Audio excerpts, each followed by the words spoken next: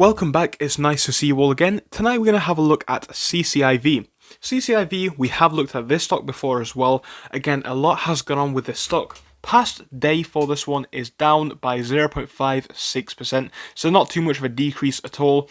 Obviously, the past 5 days is up quite big. If you'd have bought this one last Thursday, you would have paid $23. If you were to have sold it today, you could have made up to a price of $26.50 almost. So again, the price has moved by a decent amount. You can see up by over $3 in the past 7 days, which is good. And again, we're seeing a lot of momentum now coming into CCIV. Now, this is a stock which I've spoken about for quite some time now, and I will proceed to do so in the future because I do think this is a really interesting company with a lot of potential. So I'm going to be giving some of my thoughts and opinions in this video as always. I'm going to be giving some context to the background as to why I think that and all that kind of stuff. Obviously, it's not financial advice. I am not a financial advisor. You already know that, but I'm just going to say it again for my safety and for yours as well. But now we're going to jump in, but if you may enjoy, obviously subscribe and all of that kind of good stuff. But let's look at some of the wider context with CCIV.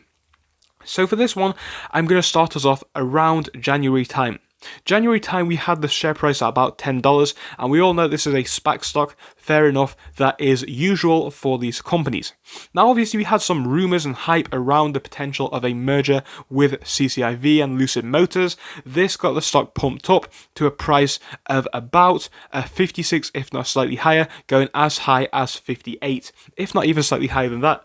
So the price rose by a large amount. You can see about 6 times the previous price from where it was, just a month ago in January, as it has risen that high in February. But unfortunately, we have had a few things happen in the market as a whole ever since then.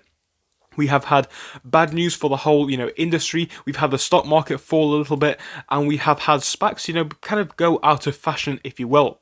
Because if you do remember, what I can note at least is it was SPAC stocks drew hot first, then people were interested in penny stocks, and then people were interested in cryptos, and now it does appear to be the case that people are interested in short squeeze stocks. And people are saying that CCIV could be the next short squeeze stock. I'm not doubting that for a moment, but sometimes, guys, as I do say with AMC, I think sometimes we need to look at a stock from a short squeeze potential. I think sometimes we need to look at a stock from the other side at a fundamental level. And I think this stock is more of a fundamental play than a short squeeze play. I think you definitely could use this as a swing trade potentially if it does, continue to see growth up until that merger. But I think going for this one for a short squeeze, whilst it may work, I do not think this is the best short squeeze play in the market right now, and that is just some of my thoughts. So yeah, we've seen the price of this stock actually climb back in the past month, obviously, from these lows down here of 17.30.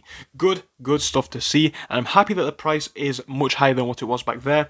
And again, we are seeing a little bit of red today, but that is to be expected, especially after the big, phenomenal growth that we have seen in the past week. And if we look at how minuscule it was, it really wasn't too bad. And if we look at how the pattern has been going for the majority of the day, we've seen some pretty decent consolidation between, I would say, about the 26.30 range all the way up to the 26.90 range, even touching into 27. So again, we've been pretty stable for the majority of the day, which is good, in the $26 range. So we do appear to be quite stable there, even after this massive drag down in price, bringing us down to 26 and 37.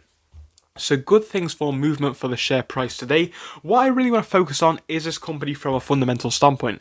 I've done this many times before in much more detail. This is not going to be the most detailed episode on CCIV, so if you do want to check one out, make sure to type in N2S Finance CCIV and you can find all of my previous videos, or you could of course look at some Reddit forums or even watch some other YouTubers to get some, more up-to-date information if you do wish to do so. Again, a more in-depth look at CCIV will be coming soon, but this is more of a quick one. So we're going to start off over here first on their website, looking at their current product, which is coming out pretty soon actually. So this is planned to come out pretty soon. It's a beautiful car. It is called the Lucid Motors Air. So it's called the Lucid Air. You can see it on your screen. It's got all the details that you might want from an electric family car. So we can see it's got a 500 plus mile range, which is actually very, very good for this sector. I think that is something to note. Now, apparently it only takes 20 minutes to charge up to 300 miles, which is phenomenal. That's fantastic. And again, it's things like this, for me at least, that I can see this being a factor to convert people who drive petrols and diesels to electricity.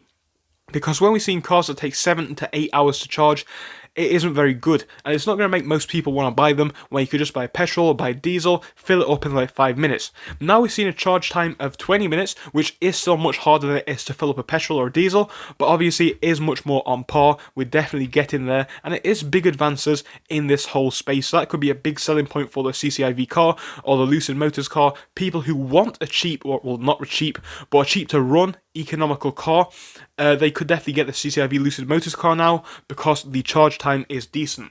Anyway, some of the other specifications that we have is a maximum horsepower output of 1080 horsepower. You know, standard, that's what you'd expect from a family car. Obviously, I'm being sarcastic, but there you go. 1080 horsepower from this family car, but that is electricity for you. So we're getting a quarter mile time of about 10 seconds, 9.9 to be specific if you care that much. So it is a fast car for a 4-door sedan family car, so there you go. 0 to 60 time of 2.5 seconds, so if you do want to speed up, that is an option. And we spoke about the vehicle itself before, you are able to reserve it now. I do think this could be a game-changing vehicle. I've spoken about this part as well, which I'm about to get onto, and this is this vehicle in the wider context of the market. So CCIV, or Lucid Motors as it will be, their car is kind of what you would call a more expensive car, right? It costs like $69,000 on the base specification, and some people will think that that is overpriced. That's completely fine, but it does now put it in realms of, I would say, about the Porsche Taycan, or even the Tesla Model S, which is one of the best-selling electric cars of all time. I think this is a real threat to Tesla for more than one reason, which I'll get into in just a moment. So CCIV and their Lucid Motors car definitely could rival Tesla in the future, if not in the next year, into the next decade, because, you know, with the whole electric space, it is a space which people are using more and more. More and more electric cars are coming out, that's obviously true.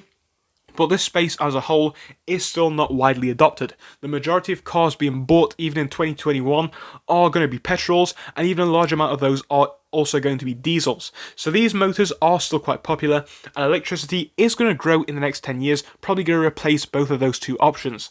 So we're definitely going to see more and more competition, more and more cars which people are going to want to buy, because not everybody is into a Tesla, so this does give people a new opportunity to buy a different branded car.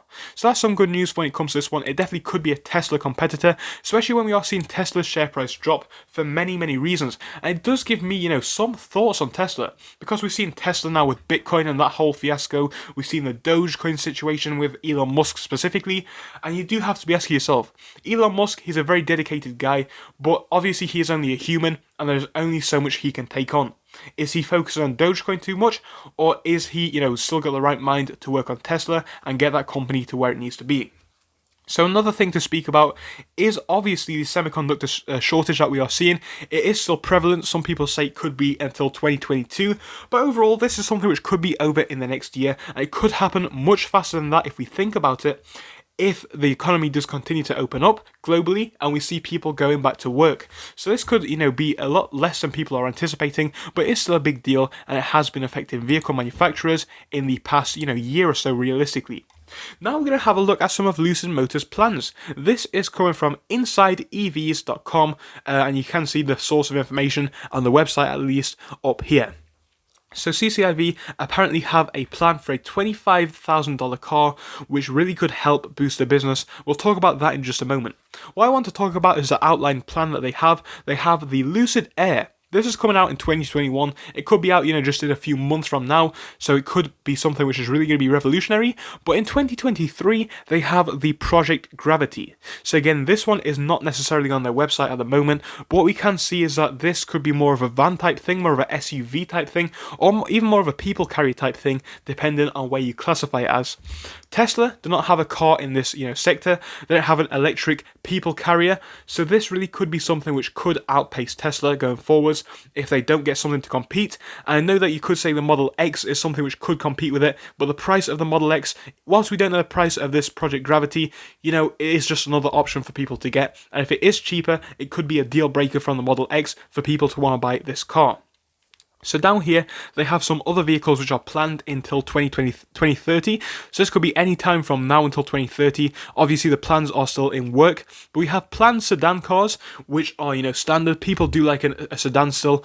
They have SUVs. You guys will know SUVs, even though I hate them, they are massively popular on the roads at the moment. A lot of people want them. And again, something which Tesla do not really have. Could you classify the Model X as one? I do not think so, but that's just my thoughts. We have other planned vehicles down here, and that is where things really do get interesting. So overall, planned SUVs, if you can keep the price down on those, that could be a big seller.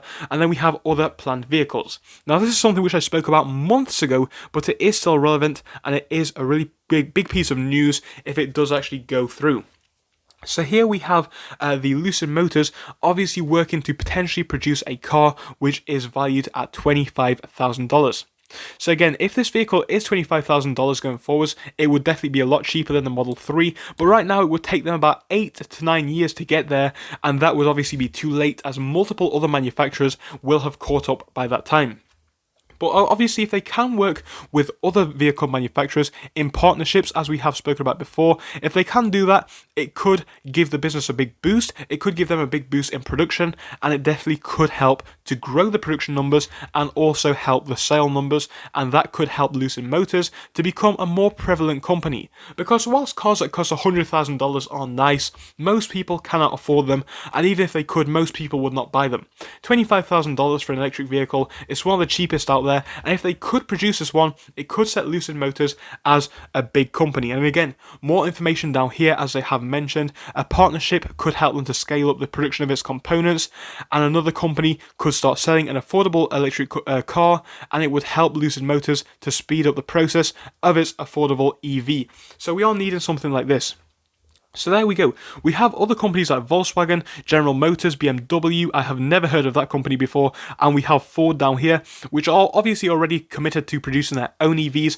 But you know what? There are other companies who definitely could and may want to go into partnership with Lucid Motors. I do believe it could depend on how popular the Lucid Air is and how much revenue that brings in, because other companies could then look at Lucid and think, actually, this would be a decent investment opportunity and a decent collaboration opportunity. So again, I spoke a lot in this video, but I think it is important to get the information out there. Short squeeze potential, maybe, but I don't think it matters. For me, this is more of a fundamental play. I do see it as that, and that is just my thoughts and opinions. Tell me yours down below. I'll see you soon. Goodbye.